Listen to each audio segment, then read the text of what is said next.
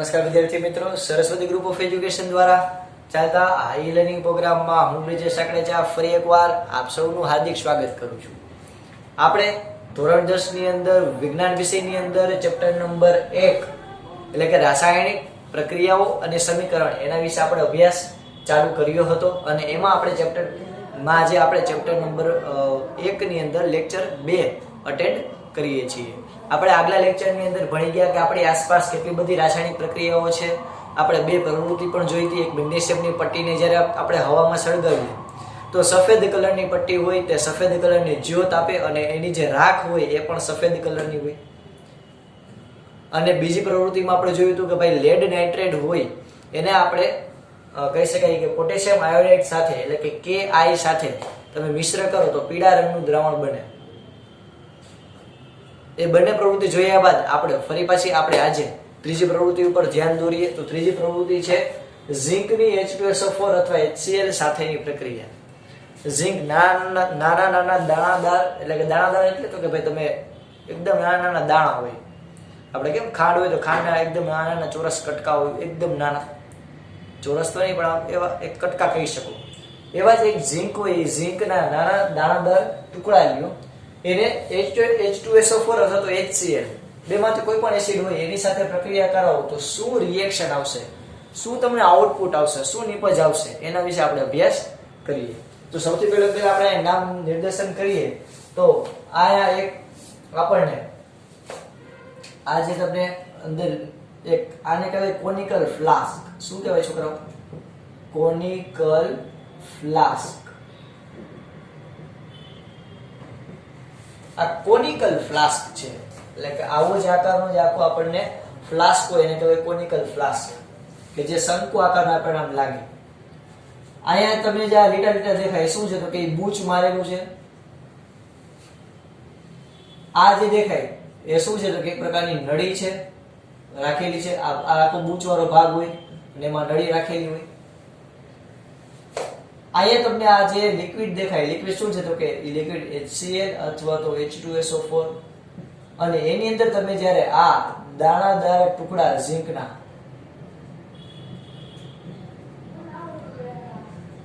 રાખો તો શું રિએક્શન આવશે તો કે ભાઈ આમાં કઈક એવી પ્રક્રિયા થશે. ઝીંકની HCl અથવા તો H2SO4 સાથેની પ્રક્રિયાથી H2 એટલે કે હાઇડ્રોજન વાયુ ઉત્પન્ન થાય છે. હાઇડ્રોજન વાયુના પરપોટા તમને જોવા મળશે. હાઇડ્રોજન વાયુ ઉત્પન્ન થઈને ક્યાં જશે તો કે ભાઈ ઉપરની બાજુ આ નળી દ્વારા બહાર નીકળશે. તો હવે આપણે ઝીંકની H2SO4 અથવા HCl સાથેની પ્રક્રિયા કરાવીએ તો આપણને હાઇડ્રોજન વાયુ મુક્ત જોવા મળે છે. હાઇડ્રોજન વાયુના પરપોટા આપણને જોવા મળશે. ઉત્પન્ન થયેલો હાઇડ્રોજન વાયુ એ આ નળી મારફતે બહાર નીકળશે. આ કોનિકલ ફ્લાસ્ક છે તમે ઓબ્ઝર્વેશન કરશો, આ પ્રક્રિયા કરશો તો એ થોડું ગરમ લાગશે. એની જે સપાટી હોય ગરમ થાય. તો આ સપાટી ગરમ થાય એનો મીનિંગ શું થયો તો કે ભાઈ સપાટી ગરમ થાય એનો મતલબ એમ કે આ પ્રક્રિયામાં ઉષ્મા જે છે એ મુક્ત થાય છે. ઉષ્મા શું થાય છે? મુક્ત થાય છે. તો ઉષ્મા મુક્ત થાય એટલે આ પ્રક્રિયાને કહેવાય ઉષ્માક્ષેપક. બે પ્રકારની પ્રક્રિયા વિદ્યાર્થી મિત્રો તમે ભણી ગયા, ઉષ્માક્ષેપક અને ઉષ્મા શોષક. શોષક એટલે તો કે ભાઈ ઉષ્માને શોષી લે એને ઉષ્મા શોષક કહેવાય. ક્ષેપક એટલે તો કે ઉષ્માને મુક્ત કરે એને કહેવાય ઉષ્મા. આટલું ક્લિયર થયું? ડન. ઓકે, આ પ્રક્રિયામાં પહેલા આપણે અહીંયા રાસાયણિક સમીકરણ લખી લેવાનું. રાસાયણિક સમીકરણ.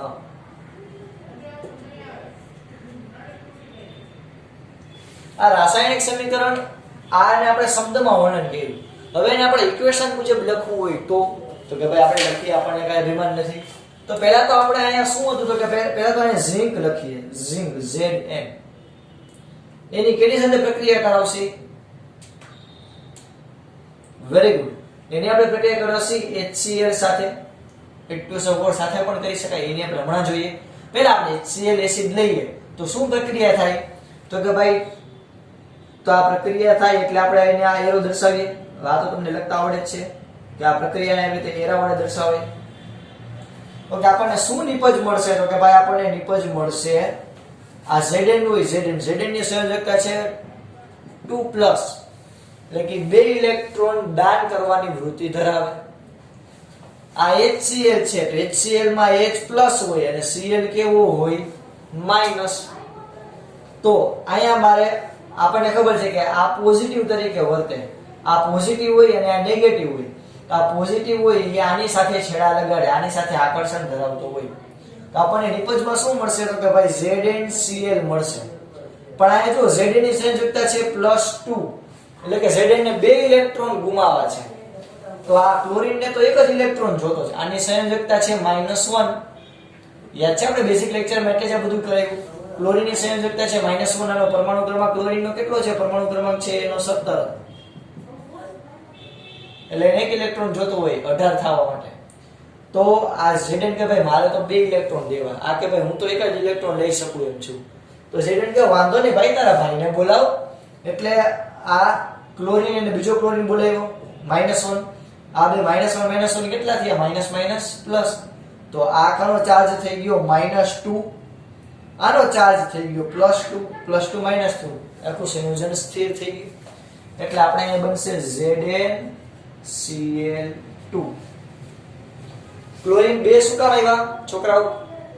તો ભાઈ આપણને ખબર હોવી જોઈએ કે આ પ્લસ છે, આ પ્લસ અને આ માઈનસ, આની છેડા લગાડશે. તો આ વાંધો થઈ ગયો.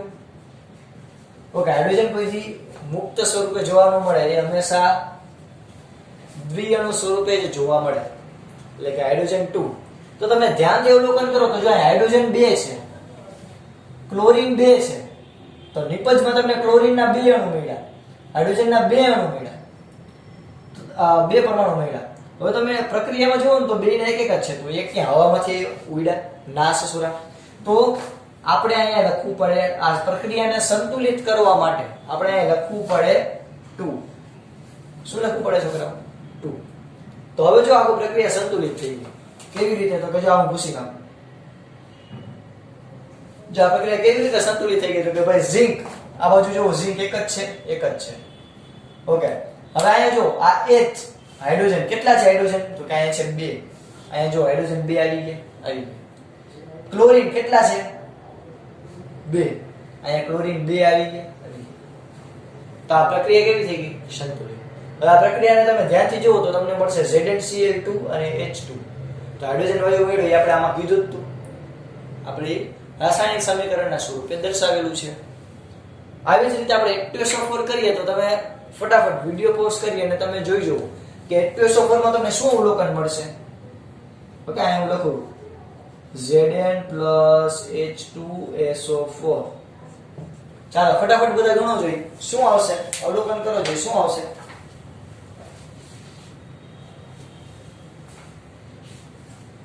ચાલો ફટાફટ ડુ ઉતાવળ.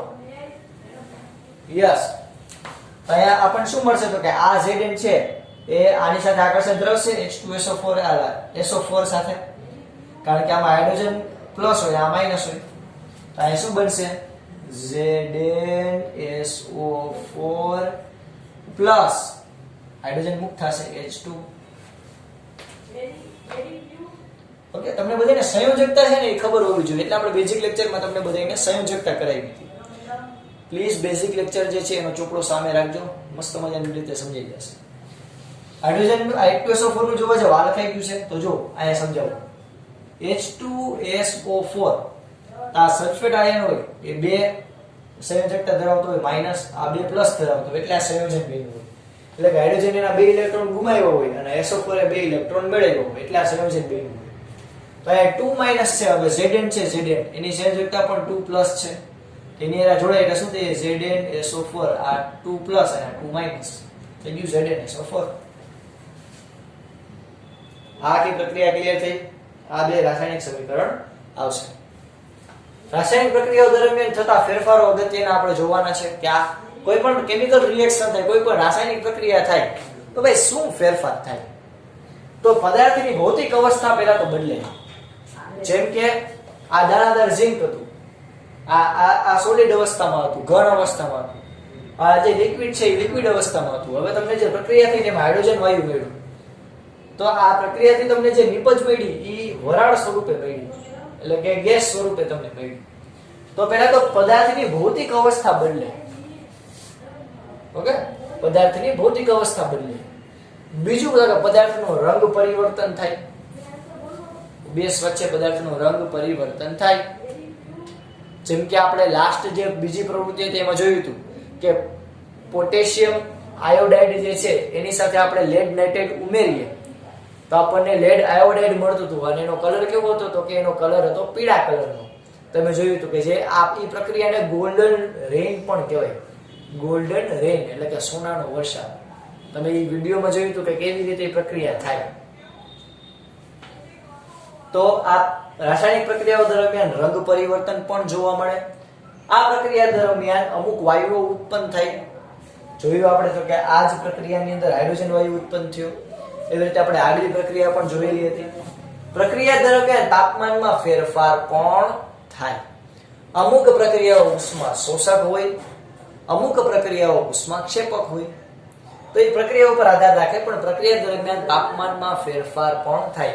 કારણ કે જ્યારે આવી રીતે કોઈ રાસાયણિક પ્રક્રિયા થતો હોય તો અંદર જે ઇલેક્ટ્રોનોની આપલે થતી હોય એટલે ખૂબ જ વધારે અથડામણ થાય. અમુક માત્રામાં વધારે થાય તો ઉષ્મા એ શું કરશે તો એ મુક્ત કરશે. અમુકમાં ઇલેક્ટ્રોન મેળવતા હોય એટલે એ ઉષ્માક્ષેપક ઉષ્મા શોષક થાય. તો એવી રીતે ઇલેક્ટ્રોનની આદાન પ્રદાન ચાલુ હોઈને લીધે અમુક પ્રક્રિયાઓ ઉષ્માને મુક્ત કરે, અમુક ઉષ્માને શોષે. તો પ્રક્રિયા દરમિયાન તાપમાનમાં ફેરફાર પણ થાય. તમને બીજો બેસ્ટ એક્ઝામ્પલ આપું. સોડિયમ હોય, સોડિયમનો કટકો, એ તમે નાના ધોરણમાં ભણી ગયા કે સોડિયમના કટકાને તમે હવાની અંદર મુક્ત રાખી શકો નહીં. તમે જેવો એને હવાની અંદર મુક્ત રાખો એટલે એ તરત સળગે. તો સોડિયમ બહુ અઘરી આઈટમ થઈ. ક્લોરીનની વાત કરી તો ક્લોરીન એ ક્લોરીન અત્યંત ઝેરી વાયુ. આપણે શ્વાસમાં લઈને તો આપણે લાંબો સમય ગુજરી જ જાય આપણે. ઓકે, એક દિવસ પણ તમે ક્લોરીન લઈને અમુક મિનિટમાં તમે ગુજરી જાવ, એટલો ઝેરી વાયુ. તો ક્લોરીન આટલું ઝેરી વાયુ ખતરનાક. સોડિયમ તો કે ભાઈ એ તમે જેવો હવામાં રાખો તો તરત સળગે, અઘરી આઈટમ થઈ. બેને ભેગું કરો NaCl, મીઠું જે ઘણાયમાં નથી હોતું. એ જે મીઠું NaCl, તો એ NaCl જે મીઠું છે એનો આપણે ભાઈ ખાવામાં તો ઉપયોગ કરીએ, એનાથી આપણને કાંઈ ફેર નથી પડતો. એ પ્રકારનો ક્ષાર છે. આઈ હોપ બધાને ક્લિયર થયું છે. તો તમે જોયું કે કોઈ બે તત્વો હોય, આ બે પ્રક્રિયા કોઈ એના દ્વારા તમને જે નિપજ મળી, નિપજના ગુણધર્મ સાવ અલગ હોય. ક્યાં સોડિયમ બહુ ભડભડાકા કરે, ક્લોરીન અત્યંત ઝેરી, બે ભેગું કરો તો પાછું મીઠું બને જે આપણે ખાઈ શકીએ. સોડિયમને કોઈ દી ખાઈ શકી, સવાલ જ નથી. ક્લોરીનને કોઈ દી શ્વાસમાં લઈ શકી, સવાલ જ નથી. મીઠું તો કે ભાઈ એને આપણે ખાઈ શકીએ. તો વિચાર કરો કે કેટલા બધા ગુણધર્મ બદલી જાય એક રાસાયણિક પ્રક્રિયા થાય. તો આપણને ક્વેશ્ચન પૂછે રાસાયણિક પ્રક્રિયાઓ દરમિયાન થતા ફેરફારો. તો આપણે 4 ફેરફારો લખવા પડે. 2 માર્કમાં પૂછાય તો ચંપુ જેવો ક્વેશ્ચન. રાસાયણિક સમીકરણો કઈ રીતે લખાય, હવે ઈ મારે તમને પહેલા શીખવાડવું ન પડે, કારણ કે આપણે અહીંયા શીખી ગયા. છતાં પણ આપણે શીખવાડીએ કે આ શબ્દ સ્વરૂપ લાંબુ હોવાથી આપણે એને રાસાયણિક સમીકરણમાં સહેલાઈથી દર્શાવી શકાય. દાખલા તરીકે Mg+O2 it gives MgO, એટલે કે મેગ્નેશિયમ અને ઓક્સાઇડ, એટલે કે મેગ્નેશિયમ અને ઓક્સિજન. આપણે પહેલી પ્રવૃત્તિમાં જોયું હતું કે મેગ્નેશિયમની પટ્ટીને હવામાં સળગાવો તો સફેદ કલરની જ્યોત થાય. અને MgO એટલે કે માજીઓ, આપણે યાદ રખાયું હતું, મેગ્નેશિયમ ઓક્સાઇડ મળે સફેદ કલરની રાખ. તો આ પ્રક્રિયા જે છે એને તમે ઇક્વેશનમાં દર્શાવો તો બહુ સહેલું પડે અને તમારે બહુ વધારે લખવું પડે. તો આ રાસાયણિક પ્રક્રિયા, તમે કોઈ રાસાયણિક સૂત્ર લખતા હોય એ દરમિયાન તમારે શું ધ્યાનમાં રાખવાનું, તો કે ભાઈ હંમેશા પ્રક્રિયકોને ડાબી બાજુએ રાખવાનું. ડાબી બાજુ એટલે તો કે આ બાજુ, આલીપા. કેવી? આલીપા, આ બાજુ. પ્રક્રિયકોને હંમેશા આ બાજુ રાખવાના, ડાબી બાજુ. નિપજને હંમેશા, નિપજ એટલે તો કે તમારું જે આઉટપુટ, એટલે કે પ્રક્રિયામાં તમને જે આઉટપુટ મળેલ છે તે એ હંમેશા જમણી બાજુ રાખવાનું, એટલે કે માલીપા. પ્રક્રિયકને આલીપા, નિપજને માલીપા. પ્રક્રિયક અને નિપજ વચ્ચે આ એરો જે છે તીર, આ તીરની નિશાની હોવી જોઈએ. આ આપણો પ્રક્રિયક છે. આને આપણે શું કહીશું વિદ્યાર્થી મિત્રો? તો આને આપણે પ્રક્રિયક કહેવાય.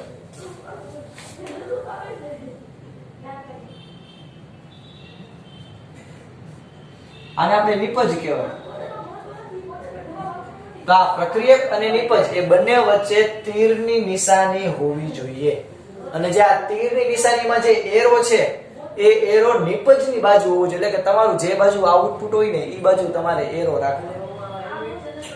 બીજી અગત્યની વાત તો કે જે બાજુ એરો રાખો એ બાજુ પ્રક્રિયાની દિશા દર્શાવે છે. એટલે આ છેલ્લો પોઈન્ટ હું અહીંયા સમજાવી દઉં છું કે પ્રક્રિયક અને નિપજની વચ્ચે તીર હોવું જોઈએ.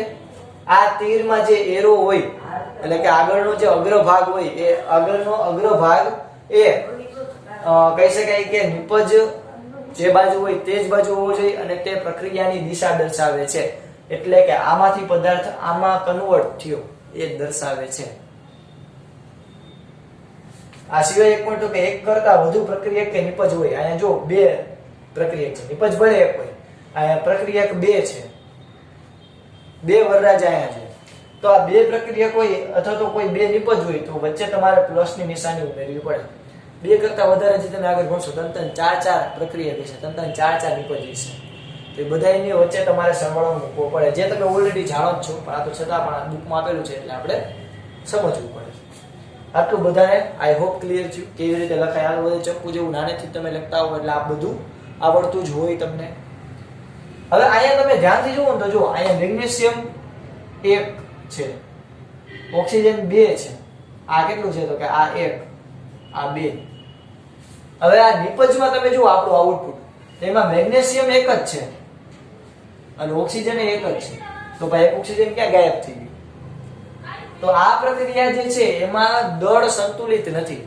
એટલે કે આની અંદર અહીંયા ઓક્સિજન 2 છે અને અહીંયા ઓક્સિજન 1 જ છે, એટલે આ પ્રક્રિયા સંતુલિત નથી. તો આવી અસંતુલિત પ્રક્રિયા હોય તો અસમતોલિત પ્રક્રિયા હોય એ અસંતુલિત પ્રક્રિયાને કહેવાય કંકાલ સમીકરણ. અસમતોલિત પ્રક્રિયા ને શું કહેવાય? કંકાલ સમીકરણ.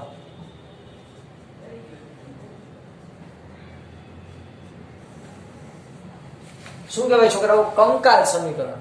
કંકાલ એટલે તો એક પ્રકારનું માળખું કે આપણા શરીરમાંથી હાડકા જ વહી જાય તો આપણે આવું લિક્વિડ જેવા થઈ જાય. એટલે આપણું જે આખું બોડીનું સ્ટ્રક્ચર છે એ આપણા હાડકા ઉપર ડિપેન્ડ છે.